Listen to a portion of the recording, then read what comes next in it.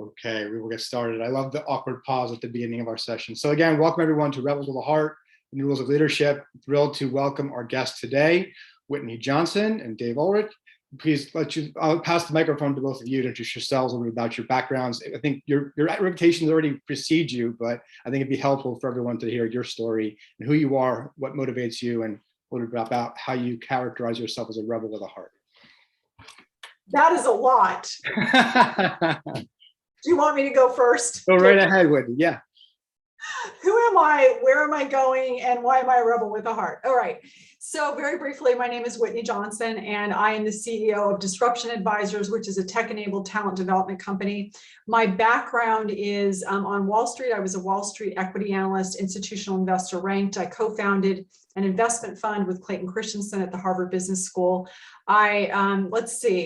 Ranked in Thinkers 50 as a top 10 thinker. Dave is an emeritus thinker, so we have that wonderful thing in common.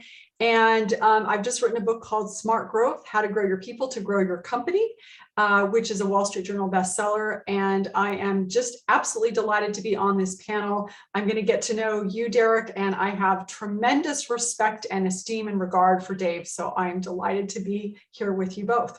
Beautiful. Thank you for joining us.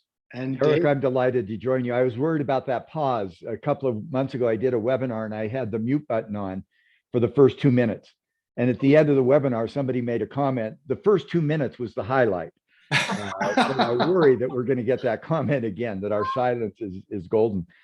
I'm Dave Ulrich. I am an admirer of Whitney and getting to know Derek better over time. I'm a professor at the Ross School of Business at the University of Michigan, but live in Utah. Most of you have gone through values exercises. We've done that for decades. And Whitney was so kind to talk about Thinkers 50. She's on the list. I'm emeritus, which basically means I'm really old. In my lifetime, I've done a lot of those values. I boiled it down to two. I value learning.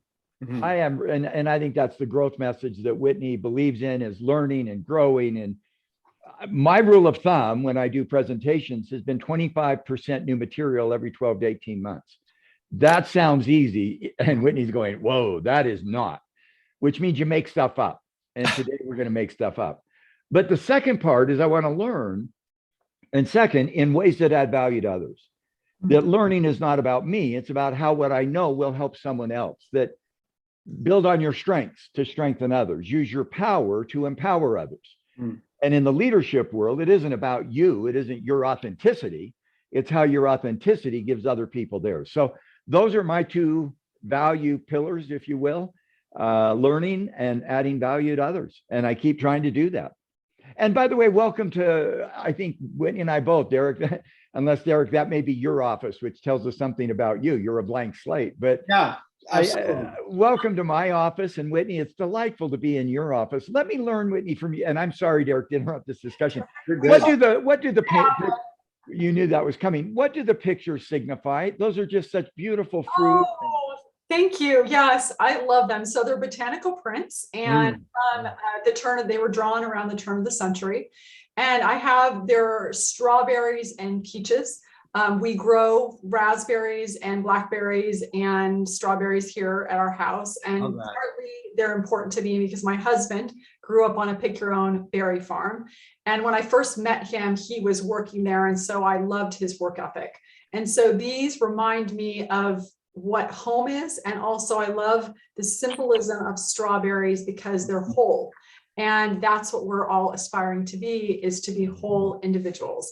And they're beautiful to look at. So, you know, they tick off a lot of different boxes. That's really helpful. I got to know you in a way I didn't know. Thank you, Whitney. I'm sorry, Derek, to intrude. No, it's beautiful. Thank you for bringing that up. There's so much goodness in what you just shared. And this is my office. I actually just moved into a new office a few weeks ago, so it's not fully decorated yet, but I am in a new home in the Phoenix area, and raising three young children, a 4-year-old, a 2.5-year-old, and a 4-month-old. And they love strawberries, Whitney. Truly, they actually love berries, but they are big strawberry fans. In fact, they were eating one on the couch earlier. My daughter came and told me that. And it's actually really relevant what you shared about wholeness, because that's actually a big part of the driver behind LifeGuides, where I'm the CEO, and obviously I moderate this show with Rebels, which I'll tell more about the story of Rebels. But it is about helping people to be whole in their lives, to help them have a guide who's been through an experience or a life event and has developed resources, networks, and capabilities that they can share as mentors and guides for someone who's going through that same experience themselves. And I think over what's happened in the last few years, and we were building this prior to the pandemic, it's become so clear why connection, support, and outlets for helping to work through different needs and challenges in one's life, and to learn from those opportunities to be one's full expression, to reach one's potential, or to heal, is so very important. And the role that companies can play in facilitating that, I think we're in a really unique time to do it. So that's a little bit about LifeGuides, just at the high level, and happy to explore that more with you on this call. So again, just for you all, a little background. So Rebels, we're coming up on our 2-year anniversary of the Rebel Show.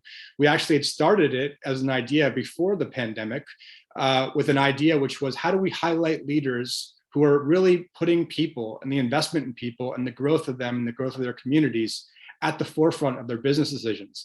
And that was still obviously it's a given, but really seeing it in action at the time was a very cutting edge, in some ways, idea to talk about it in an open forum. And what happened is the same week that we launched it was the week that the pandemic happened. And the responsibility and role of leaders to truly embody that as a whole world and a whole society within business became a top of mind discussion, as you all know, and has become continuing and has continued to evolve in that. So today, the topic of today's session is really about leadership evolution and what's next. And you both work with so many distinguished leaders yourselves. You are distinguished leaders in yourselves and leaders of your families. I would love to hear both your personal and some of the things you're hearing and seeing right now through the last 2 years about what is the intentional evolution of leadership going forward as we exit this phase of the pandemic and the challenges associated. Okay, so I'm going to open up with a quote, and then I'm going to toss it to Dave, and let's Sure.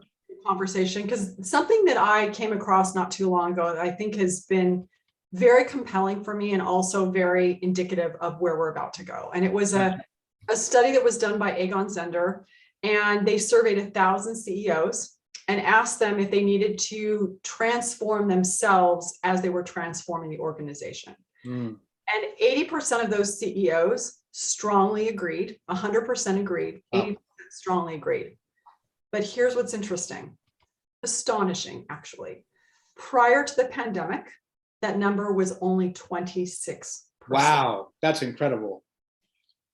So it's a little bit discouraging that it was 26% 2 years ago, and it's incredibly encouraging and inspiriting to know that now CEOs, now business leaders are saying, all right, I understand that I need to transform my organization. I knew I needed to do that, but now I know that in order for me to do that, I need to transform myself. And so I think that that is a very positive sign. And as you're asking that question around the evolution of leadership, that's an important data point for us to have, is that people are recognizing the evolution starts with me. If I will evolve, then my organization can evolve. Wow. Whitney, can you remind me those percentages? So it's BC and post BC. So BC is before COVID, and what was it before? Do you remember? 26%. And now it's 80, 90? 80%. Wow. Strongly agree, right? 3 times, basically 3 times. That's amazing. Yeah. You know, my sense is, and Gary Hamel talks about this quite a bit, we have to change inside as rapidly as the world outside is changing. Yes. And if we can't do that growth, and it needs to be smart growth. If we can't do that smart growth inside ourselves and our organization as rapidly as the world changes, we're doing the right thing. Yeah. Well, we're doing something well, but it's the wrong thing to do. And we end up in trouble. And I really resonate with that. Although, man, making that change, it's easier to say than do. I think at a personal level and even more at an organizational level, those patterns, those unconscious biases, they are really tough to get rid of. I know that more than either of you, because I've tried to lose weight. And sometimes I lose it and then I find it again. I have the best diet in the world from 6 to 7 a.m. And now I say that in jest, but you take those simple habits, weight, relationship with your children or your spouse, and those get ingrained as an unconscious bias, and And imagine now, complicate that in an organization where you may have dozens or hundreds or thousands of people. How do you collectively change that identity? So not easy to do, but a great issue. And Whitney, I'm glad. I didn't know the study. That was really helpful. Thank you. Well, and I think, I mean, but don't you both think that that's part of one of the gifts of the last couple of years is that people know that it's hard to do, but we've gotten a lot of practice at changing because we were forced to change. And so it's a muscle that's a bit more developed than it was a few years ago.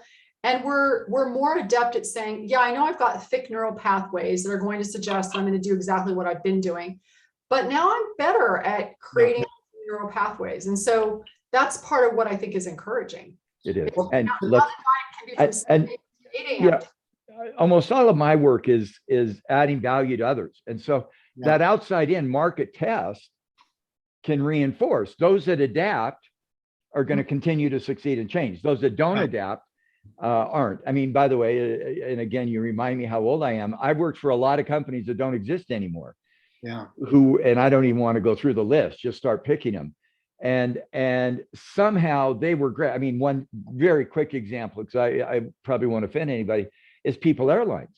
In the 80s and 90s, People Airlines, they had every good people practice in the world. They were the Harvard darling, the case study you loved. They didn't adapt. They didn't change, and they're gone. And that's, I think that market test is actually a healthy test for those who can adapt and change. Okay, actually, I now have a question for you, Dave. Did the people not adapt? Like, so you're saying they didn't adapt. So what happened? It's a great question. I don't know for sure because I wasn't. By the way, I can tell you the companies I worked with that all failed. Digital, Toys R Us, Eastman Kodak. I mean, man, I got a list. In fact, one of my colleagues, Steve Kerr, who's a genius in this field, literally an iconic genius. He said, Dave, we work for so many companies that have failed. We should take out an ad in the Wall Street Journal. If you pay us, we will not work for you. And the evidence is that you will come out ahead. But I don't know. I think it's some of both. Yeah. My view is, and Whitney, we each began our career in perhaps different places. I began my career with a mentor who said, organizations don't think, people do.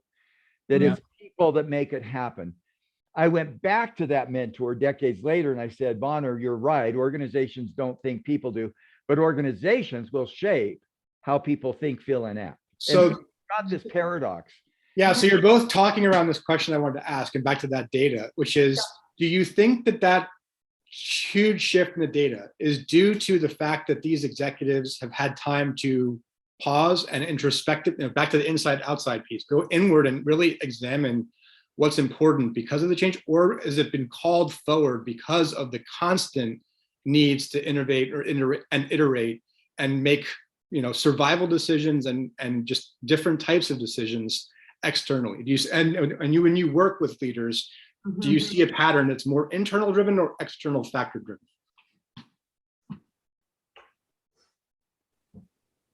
I think it's both. I'm going to give you a funny answer, and I'm going to give you the answer and then a concept. Sure. The answer for me, and Whitney, you stole it. Yes. It's both. Now let me give you. I'll stop talking. No, let me give you the concept. Yeah. When we talk about change, our field is enamored often with from administrative to strategic, from short term to long term, from top down to bottom up. Yeah. I think that's a false metaphor. I think the real metaphor is and also. And the research we've done is navigating paradox is one of the biggest predictors of leadership success. And Derek, you just laid out a paradox. Yeah. How do I go about change? Inside out. In fact, my first book a long time ago was Organizational Capability, Competing from the Inside Out. You got to build inside, then you compete on the outside. One of my latest books, I can't remember the name of it, but it was Outside In. And I think that paradox and the tension that's inherent in that duality is what allows leaders to succeed. And so I love to talk about paradox. For example, right now, a lot of people are talking about, the new leaders have to care, compassion, caring, empathy, emotion, all the emotional stuff. And the answer is, duh. I mean, that's not new. But let me give you a paradox. You've got to care and you got to be competitive. Yes. You got to take care of your people so that they can take care of your customers. My final caveat. the Business Roundtable did a piece about a year and a half ago, profit and purpose, or profit and people, where CEOs are recognizing, I think they made a mistake. They set that up almost as a duality, profit, purpose. I would change the word and to through. Profit through people, profit through purpose. And almost all the research we've tried to do is to say, connect what you do inside with those that will get value from what we do outside. And I don't know where you start. And do you start with the person and then go outside? You start outside and come inside. But I think that paradox for me is so difficult. And by the way, it's hard to manage, because I think a lot of us fall to one of those two anchors. So I'll throw it back to Whitney, because I know purpose is a big part of what. Yeah, go ahead. Well, I'm having my synapses are firing. I think that's really interesting what you just said. This idea of it's a both and, right? So you have to do it by yourself, but you can't do it alone. You've got to grow up your learning curve by yourself, but the ecosystem matters. And what I love about what you just said, Dave, is this notion of most of us lean toward one or the other. So, and let's ask each other this, and maybe we can ask people on the thing. I clearly lean toward the individual. And so my brain needs to make sure that I'm attending to the outside in, to the system. And so I'm actually curious for everybody who's listening, but both of you as well, which do you lean toward? Do you lean toward the inside versus the outside? What are your thoughts? Where do you lean to? Well, you got two different dimensions: individual versus organization, and inside versus outside. I mean, and I think we have those predispositions, and I think recognizing, that's why I use the word navigate paradox. The word that gets used a lot is to manage it. Manage it means you take it away. Navigate means you live with it. And Whitney, you just identified what I thought was so brilliant is, once I know my predisposition, by the way, mine is organization. Got it. I love to see the system, and I love to see the system in the marketplace. And I generally now start outside in. What's the value you're trying to create in an organization? How do you translate that external value inside to the internal practice? We did a book, Leadership Brand, and the whole focus was leadership is not about what you know and do. It's how what you know and do will create value in the marketplace. And if you can't combine those, you're not going to succeed. And I tend to lean to organization. That's why I love working with my wife, who's a psychologist. She leans to the individual. And by the way, we've had, how do I say this graciously? We've had discussions about that. And the answer is they're both right. Yeah. If you succeed in one and fail on the other, you failed in both. Right. And that's profit and purpose. If you succeed at one and fail on the other, you failed at both. And an example. Early in my career, we picked up on research by David Bowen and Ben Schneider and others. We love employee experience, engagement, whatever the latest term is. And by the way, everybody creates their latest term, but how do employees react to the company? My answer was, from 25 years, correlate that with customer experience. And what you find is a 0.6 to 0.8 correlation. Wow. That when you get a unit that has higher employee experience, engagement, commitment, whatever you want to call it, you will then subsequently get high customer engagement. And we usually found a lead lag, and this is some of Whitney stuff, that the employee leads. So in fact, some of the retail stores we worked with, they had a SWAT team. We do a pulse check. We track the employee experience in the store.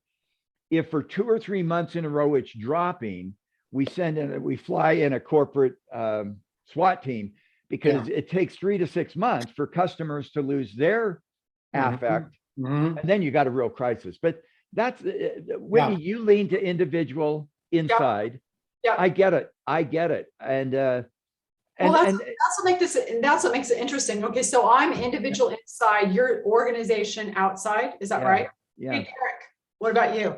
I think I'm truly a shapeshifter. Like I truly look at that. I think I'm in the middle. I think it's interesting because when you think about LifeGuides, no, you can't go there. This is called predisposition. I know, but okay, let me give you a question. Derek. If you had to invest, and I do this on webinars, and I'm going to make an absolute fool of myself. Okay, go ahead. So, go ahead, make a fool. I hold up my fingers, that's talent, that's the people. Yeah. I hold up my fist, that's the organization. If you had 10 points to divide, or if you had to pick one or the other, 4, 6, which would you hold up? Whitney's is fingers, mine is organization. Derek, which would you hold up? I would go with people. I would go with people and You would talent. go with people. Yeah. Yeah. And by the way, I don't think that's wrong. By the way, leadership is this. Right. That's the Chinese signal of Right. respect. And so you've Correct. got, and for me, when I work with HR people, I say, when you walk into a room as an HR person, you're at the table. And by the way, if Sure. you're not at the table in this day and age, Oh, absolutely. that's a big Yeah. problem. Yeah. You build people, organization, and leadership. Mm-hmm. Now, the thing that makes me feel stupid, my forearms represent the HR systems, Mhm. hiring, training, development, because that's the infrastructure. So when I say to HR people, you got to have talent, people, individual competence, organization, team, Yeah. capability, leadership through HR. And then I make HR people do Yeah. this. Like They like to dance. The infinity. And, Yeah, and exactly. that's the infinity wave. Yes. Okay, so that's really We're all gonna stupid. start dancing around here. That's Do not do that. By the way, I made a Huh. fool of myself. But The I first think, we haven't had a dance party on Rebels before. so I like Whitney, it. Whitney, Yeah. how easy, and by the way, we've just wiped out Derek as host here for All me. right, Derek. How It's all easy good. I is it actually, to get I'm really people- enjoying this. This is fun. How easy is it to get people who have a predisposition? For example, I know you coach people. You've just coached somebody. Yeah. They have a predisposition. How easy is it to get them to go to the other side? And how do you do that? It's a really great question. And I would say it's actually something I want to think more about, because Yeah. I think, actually, I don't know. I'm going to have this hypothesis though right now. Huh? I think that when people come to me to coach them, Yeah. they know that what they need to work on is the inside. Mhm. Interesting. That's- So it's Oh, Yeah. that's interesting. of That's attraction. interesting.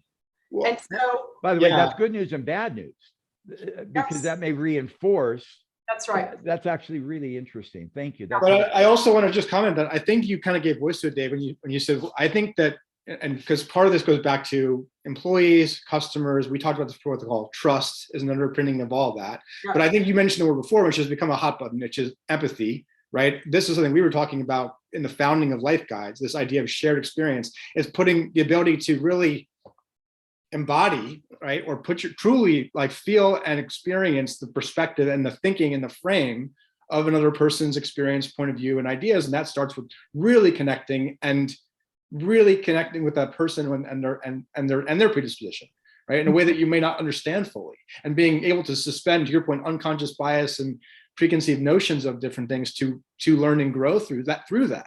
So I think it's a really important part of that. No question. We've We've done some work around, obviously we all have done work, and the theme of this is leadership in the future. We talk about Yes. the 4 E's of leadership: empathy, emotion, energy, and experience. Mhm. And inside that, people have said, listen to your employees. A leader whom I admire greatly talks about hear him, hear the employees. And I think that hearing is more than just listening. And I really like it, but I'm still going to go back to the notion of paradox. Okay. And I'm gonna get Whitney's experience. Let me share one I had that was not easy. I'm coaching a leader. It's a heavy duty company, and I won't name the company or him, obviously. It happened to be a male. Tough company, very successful, one of those admired companies. An employee of his made an egregious mistake that cost the company an enormous amount of money. Whitney, I don't know if you make agreement with those you coach. I make an agreement. Before you respond, get a hold of me 24 hours a day. I'm sure you've had that agreement. He had prepared a discussion with this employee. You made a huge mistake. It's going to cost us an enormous amount of money. If you don't fix it, your job's in trouble. And he said, I'm about to have that discussion. And I said, stop. Add 3 sentences. I care about you. You have great potential at this company. You made an egregious mistake. It's going to cost us a lot of money. Let's work together to improve. Now, the reason I share that story, that's why I get a little worried with the empathy, the emotion. He still said, you made an egregious mistake and it's going to cost us, let's solve it. But he started with that caring. The funny part of this is he then had the conversation, called back, and he said, wow, I got a response I've never gotten before. And I said, that's called smart growth. You should read the book. No, that's not what I said. I should. But for me, I want to reinforce that concept. I care about you. You have potential for growth. You did make a mistake. And it was serious, and we've got to get better. And to me, that's that world of paradox that I think is not easy for leaders to do. Okay. So good. Okay, we need to pause for just a second. Marty asked the question, the 4 E's. It's empathy, energy, emotion. What was the fourth one, Dave? Experience. Okay. And if you don't like that, make up one. You could call it excellence. You could call it whatever you want. But it's around, yeah. Yeah. Got it. Thank you. You know what I think is so powerful about this, and I know, Derek, you wanted to talk about this word of trust. And what I think, well, I have a couple of thoughts. Number one is by starting in that place of I care about you, you have a potential. Did you both notice how as soon as you said that, the energy on this yes. 100%. I did notice that. Yeah. It's really and again, I love the concept of trust. I mean, it's Steve Covey had 7 habits. His son wrote the book, The 8th Habit is the Speed of Trust. When there's trust, you can break through a whole lot of barriers and begin to move forward. Yeah. So a question on that, because I think you raised a really important point, Whitney, which is this concept of I care about you, right? And we talked about, oh yeah, of course that's the way it is. But and it seems that's a preconceived notion, but has it always been? I mean, the best leaders, yes, but as a company broadly in culture, has it been the case? I think my question is, when you say I care about you in the context of business, what does that mean to an employee? Yeah, exactly. It's like, do you care about? Yeah, exactly. So here's what I think, and I think this is really interesting. And there's been some great work. I mean, Stephen M.R. Covey talks about this. The Arbinger Institute talks about this. Yeah. In that moment, and this is what I tell my clients, is that you in that moment have to love them. You have to love them. There's my hat right there. There you go. Oh, see, you're welcome. Yeah. And so there's actually there's a great thing from the Bible of, and then Jesus, beholding him, loved him and said something very, very direct. And so the thing that I will tell people is, yes, you can say whatever you need to say, and you can say, I care about you. Right. You have to feel it. You have to do it. You have to feel that love, because if I care about you and you're not feeling it, the trust gone. And so the most important part to me is, apart from knowing what you want to say, you have to get yourself in this mental and emotional place where when you have that conversation, you can love that person. And sometimes that's really hard. Yeah.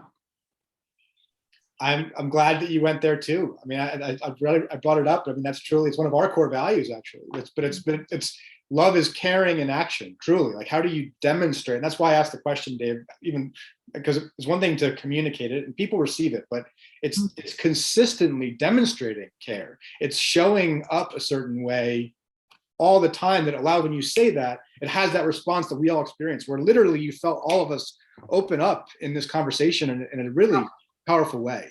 And I think that's a shift. Personally, I think that's a shift that's happening now, and because of the last 2 years, that there's an intentionality about caring for families, caring for communities through business in a way that maybe was happening, but not fully talked about the way it is now, or it could be going forward. So I don't know. What do you think? Whitney, go ahead. Well, I have a quick question for you all. And I want. Can I comment before your question? Can you hold it? Yeah, I'm older. I can't hold my comments as long as you, because I'm so old. One comment. We start quoting the Bible, we're all in trouble. But I love the line, I must decrease so he can increase. That a successful leader is not successful because of what he or she does, but what the next generation does. Over time, Derek. Before, where is that? I must decrease so you can increase? That's John the Baptist comment. Wow. When he meets his cousin. Yeah. And it's a fascinating message that, Derek, over time, now you've got young kids, I have older kids and grandkids. I'm finding that my job is to help them create their identity, not to impose mine, but to create theirs. By the way, that's not always easy. Right. And so I used the lines earlier when I talked about value for others. Build on your strengths, the great work by Gallup, but it's only 40% right. Yeah. Use your strengths to strengthen others. Use your power to empower others. And that's, for me, such a critical thing. Why is that trust so important to build on that? We live in a world of uncertainty. I am, and I'm sorry, Whitney, don't lose your question. Oh, no, I'm good. But everybody says, there's a new normal. And I say to those people, wow, you must be rich because you bought Amazon, you bought Zoom stock and Google stock when January 2020 hit. And they go, no, I didn't. I said, you don't know the new normal. And we get obsessed with uncertainty. Let me tell you what I've been coaching people the last few months. What are you certain about?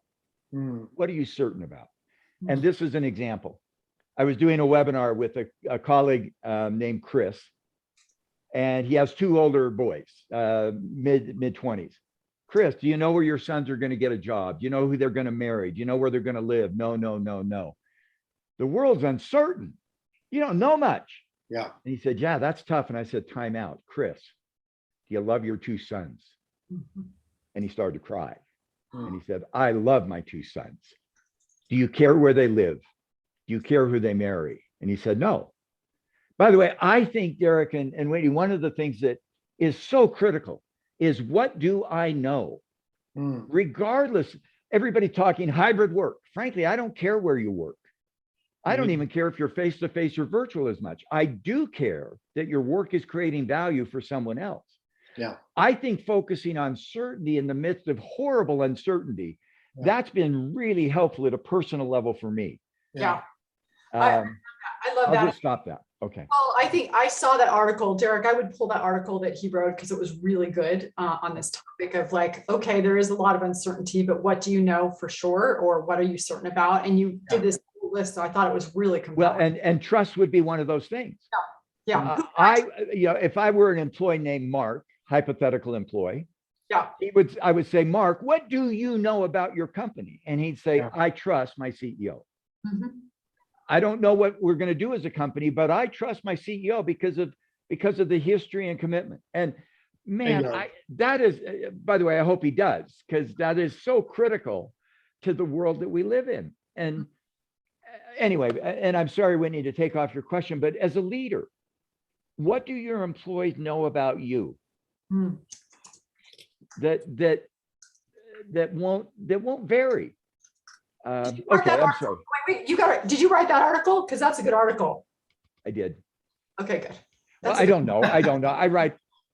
Okay, if I should. Well, maybe, Whitney, we should do one together. It would be so fun, Whitney, to write with you. You on the individual, me on the organization. That would be cool. And we'd go every other paragraph. Exactly. And Derek, you were the midwife of this. I love that's cool. The mom. You are the life guide for this conversation. Oh, that's nice. That's nice. Fun. Okay, so Richard's asking about the Great Resignation. Oh, let me close the loop on one question I have. Please. Yeah.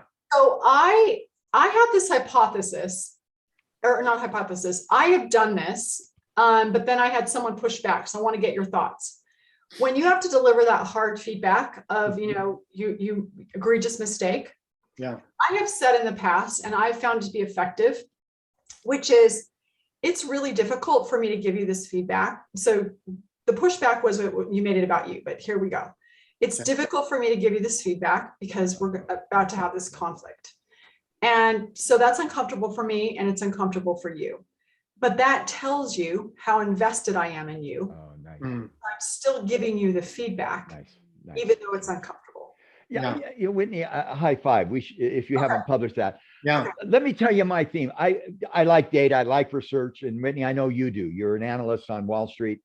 My PhD is in taxonomy. I love data. We've done 3 major research projects in the last 24 months, one with 28,000 people, one with 7,000. Anyway, and people say, how do you know they're a good leader? And my answer is really simple. And Whitney, you just helped me with an alternative. Do I leave the interaction with her or him feeling better or worse about myself? And Whitney, what you just, I tried to give you, I care about you, you have potential. Yours was, this is not easy for me, but I want to help you. I don't know the right line to get that. But for me, the question is, and by the way, Whitney, my wife and I talk a lot about your essays. It's good that you don't blush, because you would. We almost always read your weekly essays, and they're so good. And Wendy and I go, Whitney is a wordsmith. She's a genius with words.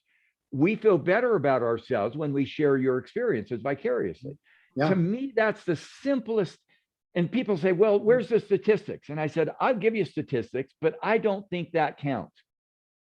I leave a leader and I feel better about myself, or worse. Yeah. And Whitney, you just gave us a tool in coaching a leader to help somebody feel better, even in a tough conversation. Yeah. Thank you for that. I'll remember that. Isn't that back to that concept of putting caring into action, right? I mean, if a leader is approaching the conversation with, I want this, even amidst the feedback that we know is uncomfortable and it's going to be, hard to deliver, hard to receive it, that at the end of it, at the conclusion, they feel so invested in that they still feel better having received truth. And then trust is then cultivated further, and you're pouring in over time because back to that point, why is the trust of the CEO there? Because of the history and the commitment, the consistent demonstration of values in action over time. It's not just words, it's real, right? Exactly. So should we answer Richard's question? How does Sure. it work? Yeah, let's do it. Okay, so I have an opinion, Richard, and then we can. Could you tell me the question? I don't. Oh, yeah. So in the chat, it says, how does the Great Resignation, Richard Rodriguez asked this question, how does the Great Resignation factor into this conversation? So let me give you my thoughts. I recognize that many people are resigning from their jobs. I mean, the data is irrefutable. And I don't agree entirely that it should be described as the Great Resignation, because what I believe is that over the last 2 years, we have discovered that we are more capable, we are more competent, we are more resilient than we had imagined. We are recognizing that we want more, we want something better, we're aspiring to more. And so much of people leaving one thing isn't quitting or giving up, but instead it is aspiring to more. And so for me, I think it's a reframe of the great aspiration. There's a lot of grades on a continuum, but I think that we, and this goes back to, and Dave, Wendy, your wife is a psychologist, periods of trauma, severe stress, like a pandemic, lead to or can lead to tremendous growth. And so I think we're in this period of post-traumatic growth. And so people are aspiring. So that's how those are my 2 cents, Richard. I don't know what you all think. Dave, go first. Richard, what do you think?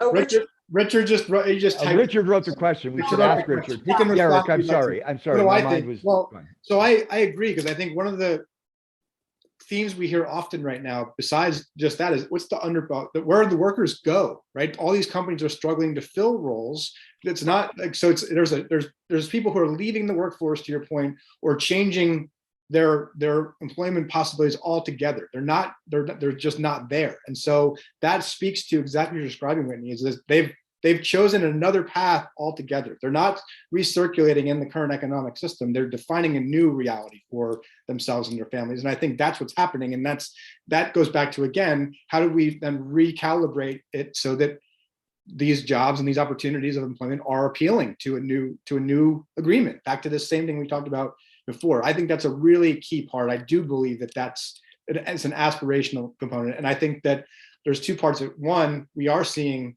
post-traumatic growth. And the other side, again, the paradox, to your point, Dave, is that we're also seeing people really struggle from that. And there's another need for us to step in and help to nurture and support those people through this period, and to really see humanity in a compassionate, different type of way. So, and I'll pass it back to you. That's my quick reaction. I think we're all saying the same thing. 4 real quick points. Number 1, the Great Resignation doesn't apply to everybody. It's more knowledge workers than in-person workers, because they have more flexibility. 2, the theme I've seen in the last 2 years, and I keep trying to put words on observations, is personalization. And I see that in COVID. My wife and I, and Wendy, and thank you for mentioning her, and Sydney, you and your spouse, COVID was difficult, but our daughter, with 2 kids at home, having to quit her career to homeschool kids, it wasn't difficult, it was traumatic. And it affected her in a huge way. And I think we're seeing this personalization more than I've ever seen it before. And I think that affects how work is done. The third one for me is, I think the resignation is occurring. because relationships get lost. It's hard to sit at home in front of a Zoom call all day and have a personal relationship. We can have some. We just got to know Whitney, and I think I'd love to send her a box of peaches and strawberries as a gift, because that's the stuff she enjoys. And Derek, to you, we'd send anything to fill your walls. So, but we can get to know people. I've called it. Tom Peters used to call it managing by wandering around. You can't wander around today, but you can do management by checking in, by seeing how people are doing. And then the other thing is, in that resignation, and you said it so well, where are people going? I think one of the sources of talent in the future is going to be rehiring. Yes. And if you left that employee in with trust, and I'll use your words, in a good relationship, and they feel good about moving on. By the way, if they're bad, let them go. I've been asked before, Dave, what's the most strategic HR decision somebody can ever make? And here it is. Place your lowest performing employee in your competitor and tell them that you would pay them double to stay there and keep doing it. Now, that's obviously a joke. Don't quote me on that, but it's probably not bad from truth. I just wrote it in the chat. Yeah, place your lowest performing employee in your competitor. Well, but if a good employee leaves and they're in search of nirvana for the awareness and the aspiration that Whitney talked about, they may not find it. Yeah. Bring them back. Yeah. The Right. research shows that the rehires stay longer than the Yes. first hires. Yes. And I think that's an opportunity. So anyway, the Great Resignation, I also think that's going to level out.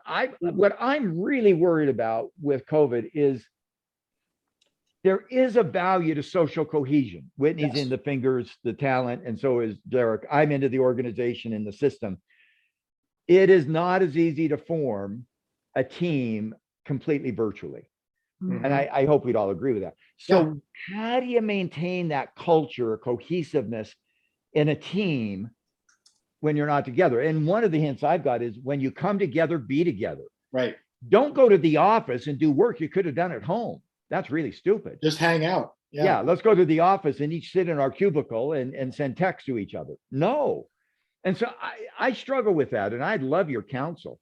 How do you maintain social cohesiveness in a hybrid or virtual world? I've been trying to think about that. I don't know. And I don't know if we'll know the response to that for a period of time. So Yeah, I think my perspective is that we still need to create, and I think during the pandemic, people did intentionally create room for more personal, to experience people's lives fully. And I think that now, as we've gotten used to this Zoom, Microsoft Teams transactional world, it's starting to dissipate, right? We're just get down to business, and we have shorter meetings. Like, that's a big thing, less meetings. And I'm a big proponent of that too, because you can get more done at times. But if you don't prioritize some time for just the serendipity of life to happen and to really connect with people, it doesn't happen. And to your point, Dave, we've done some gatherings just without any real structure, just to spend time together with the team, and it works wonders. And in terms of the echo of trust and resonance and relationships that follow, and people working more effectively together because of that investment in time. So Whitney, thoughts on building social cohesion? Even I struggle with it. Yeah, it's interesting. I think so. So when I look at on the introvert extrovert scale, I skew more introvert. And so for me, I'm like, you can build social cohesion via Zoom. You just need to see people once in a while, which is probably not true, but I do feel like I can feel connected to people, remotely. But I guess two thoughts I'm having. One is, and I'm looking at this question that someone just asked, I think, I don't know who it was.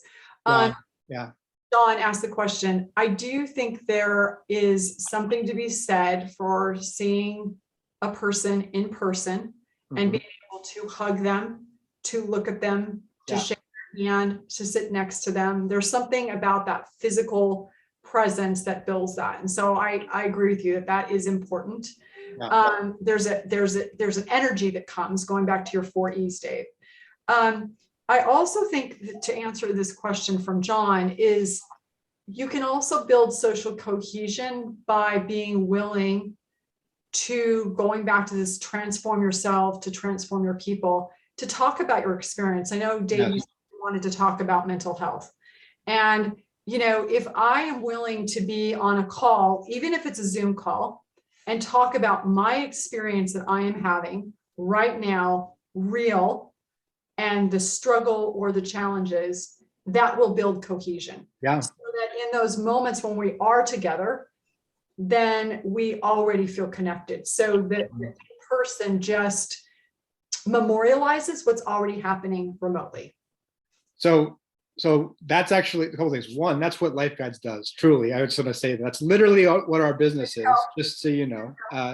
But secondly, I think I've noticed, and I don't know about you, but I've been doing more in-person meetings recently. And what I've been finding is that 30-minute coffee meetings become hour and a half or 2-hour coffee meetings. People are starving for that connection, and it's just, talk about being in flow. Those 90 minutes that were supposed to be 30 go by as if they were 30 minutes. And every meeting I have in person right now is going way longer than they did prior BC. How do you begin those meetings, Derek? How do you start those meetings? A public meeting or a private meeting?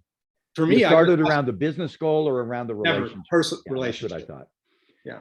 I mean, that's some of the things I've seen is when you do come back together, be together and say, who's got a good news moment? Who's got an experience? And allow some, and I love what Whitney just said about vulnerability. I'm struggling with some of this stuff. And I think when leaders model that, they can then create that network. And I love also, Whitney, what you said about predisposition, introvert, extrovert. That's the personalization. You lean introvert. I'm 20-0 introvert. My idea is, in fact, before this COVID hit, I would never do a video because I'm inevitably in a bad hair day. Me too. Actually, you've never had a bad hair day, Derek. There's no variable because bad hair day means there's variance and you have no variance. But get over yourself, laugh about it, joke about it, but still take it seriously. Yeah. And I love, Whitney, that you're talking about that because I think, and that is some of the mental health. How do the employee experience, those E's, energy, empathy, they are really underlying a feeling of mental well-being and mental health that, again, I think is going to linger. I hope not as long as the physical pandemic, but I'm afraid it may linger. It's not as easy to fix. Many of us, I don't want to be political, we get vaccinated, we wear masks, we socially isolate, and you get through. The pandemic becomes an endemic. Yeah. Mental health is not that easy. It is tough. For me, I think this is another gift of the pandemic because I remember, being at an event a couple of years ago, having conversations with someone who wanted to really focus on mental wellness. And he was at a large organization and we were like, in the vanguard. And now that's not the case. We talk about it all the time. Yes. And we're saying to ourselves, we need tools. We need tools to know how to emotionally regulate. And so that to me has accelerated these conversations that have been secrets. They're now out in the open, which is very valuable. I love it. And again, I'm trying to sort this out. So let me say, I don't understand mental health. What I love to do when you ask about my interest is learn. And my background is taxonomy, which is take something big and messy and simplify. We have simplified mental health into 3 buckets. And they're not elegant, and I'm sure they've missed. 1, can I help somebody have a sense of belief that they find that their values, their meaning is fulfilled through the work they do? Become. Can I help somebody become better?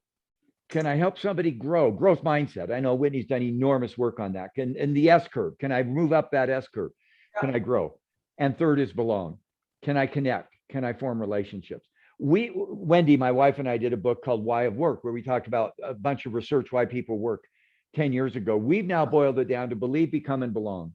Yeah. And if I can do that as a leader with my employees, hybrid, in-person, digital, however I do it, if I can help my employees get their needs and values met in the organization, learn and grow in ways that work for them, and feel connected to others, I think that Great Resignation becomes more of a moot point. People may leave, but they'll come back. Agreed. And that's not easy to do. But for me, that's the underlying ethos of mental health. I'm going to post on that next Yeah. week. I would love to talk more about that, because I think you exactly articulated, Dave, the point around leadership and all of those points. If we're doing those things day to day on those conversations while still balancing the performance conversations, that's the hard part. That's the time intensive. That's the energy intensive. That's the paradox. Exactly. That's the paradox. Exactly. And that's why when you think about what have people done, because that's not being provided or was not being provided necessarily at work, they've gone to counselors and now that's being taxed. And when you think about what LifeGuides does, just again, I'll just say, I don't typically talk about it, but you brought it up. We're more casual in therapy, more qualified than a friend. We're doing exactly that. And why is that? Because we know that from counseling, meant the relationship, that belonging, that connection, the investment in oneself, take any clinical aspects aside, it's about 70% of the outcomes are based on that relationship. It's based on the rapport. It's based on that. So we can stimulate that in the community, not just in companies, but community broadly. We can work together to make a dent in that mental health challenge. May I ask Whitney a question? Because I know our time is running. And Whitney, Yeah. I just love reading your work. It's even more fun to listen to you. What's something you're musing on that you don't have a great answer to yet? And that's a tough question. But I mean, one of the things that I think Whitney does, I'm doing some work with Bob Boudet, who just did a great book on thought leadership. And I just read a great book on framing. And I'm now filling time while Whitney thinks about that, because it's an unfair question. Yeah. But I think you're out there. Your book is hitting, and you said Wall Street Journal bestseller. You're out there. Every once in a while, when you travel around, and Derek, I'd love to ask you too, you hear a line or you hear something that just boom, and it resonates. And it may not be big statistics. It's just something that I've got to think about that. For me, it's about that social cohesion, because I really believe in the team and the culture. And I'm not sure how to do that yet. Whitney, is there anything on your mind that's just out there? Because by the way, I quote you so often, date your dreams, the S curve. What am I going to quote you on in 6 months? Yeah, so I think one of the things that I'm going to just go with some things that came up for me today, which was number one, this idea of, talking about the pandemic and the physical piece of this ending, but the emotional piece of it going out a lot longer. And so as I'm hearing you say that, I'm asking myself, okay, from an S curve perspective, and helping people think about growth, how can I use that S curve to help people navigate this emotional piece that they don't yet know how to navigate? So that's one thing that is really staying with me. And the other thing that's staying with me that I want to think more about is, we all know we have biases, but it had not occurred to me until today that I have a bias toward the individual. And it's good to focus on the individual, because many people do not. But when does that become a hindrance to me because I'm not focusing enough on the system? And so how do I focus on that both? So Dave, I really appreciate that you raised that, because now I want to think about it. Thank you. That's really helpful. By the way, I've got a page of notes. So I sit here and take notes, and thank you, Whitney. That's really helpful. Really helpful. One of the things I love is we talk about reinventing. I've done a book, Reinventing the Organization, and learning from China and market-oriented ecosystems and all that fancy stuff. How do you help leaders reinvent themselves? And Whitney, you've done a lot of work on that. I'm going to do some thinking about that. I have a friend, Paolo Gallo, who was in Italy, and he asked me today. He said, "Dave, how do leaders reinvent themselves so that they can continually adapt? Because we get locked into patterns." Right. And that I'm going to think about that one. Yeah. I don't know. Anyway, anything you're thinking about that you don't have a great answer to yet? Derek. You ask, and just a couple of those, ask provocative questions, right? I mean, truly, just ask questions that you really don't know the answer to, and that they don't know the answer to, and just kind of like we're doing here, just see what kind of emerges. This has been a really fun conversation, and we've covered a lot of ground, and I feel like we could talk for 3 more hours. And I mean, truly. So I think if you're doing that with leaders, imagine and it's personal to them. And back to the chat, they're getting vulnerable and they're being confronted with ideas they may not have considered. Imagine the possibilities that might emerge from that. Right? So what's one of your favorite leadership questions, either of you?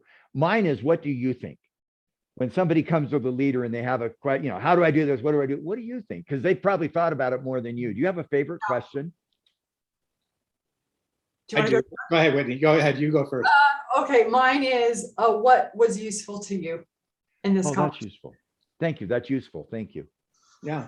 Mine is, and this has been, I've learned from one of my colleagues, it's how are you right now? Nice. Like truly. And then let them actually get to that, what that is for them, for really. And that could be any spectrum. So, Nice. so I think that's a good one. And at that point, we're truly at our time. I mean, I think this flew by. So Yeah. Whitney, Dave, thank you both for just sharing your time, sharing your wisdom, sharing your questions, sharing your enthusiasm and energy, and your emotions and your heart with our audience.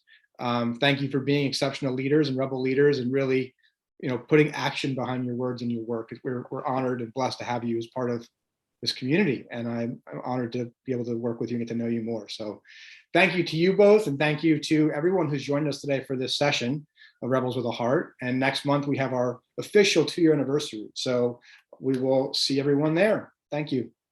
Okay. Thank you. Bye.